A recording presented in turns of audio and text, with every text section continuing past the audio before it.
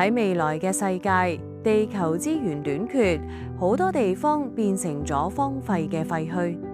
喺咁樣嘅環境當中，有一個名叫 Robot E 嘅機械服務員，專門負責呢一區嘅維修同收集廢鐵。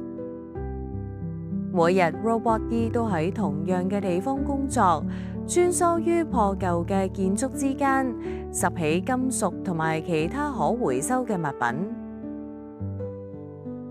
有一日黃昏，夕陽嘅餘暉灑喺廢墟上， Robot E 突然聽到咗一啲奇怪嘅聲音，咁嗰聲音好似一種微弱嘅吠叫。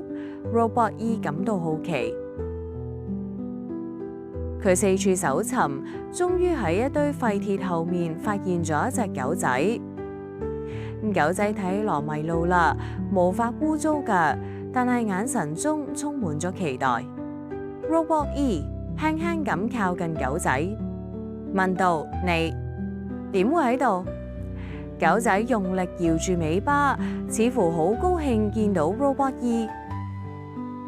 從嗰日開始，小狗就一直跟住 Robot E， 成為咗佢嘅好朋友。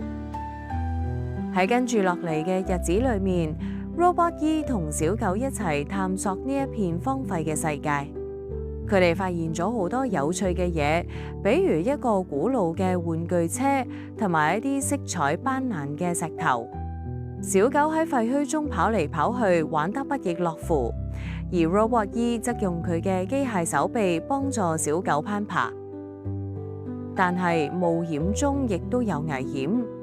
有一日，佢哋嚟到咗一個破舊嘅建築物，突然屋頂嘅一部分崩塌落嚟，小狗驚慌咁叫咗起嚟。Robot E 迅速反應，伸出手臂將小狗護喺身後，避免咗災難。小狗感激咁望住 Robot E， 心中充滿咗信任。經過呢啲有趣又驚險嘅日子之後， Robot E 明白咗小狗對佢嘅重要性。佢決定俾小狗留低，成為自己嘅拍檔。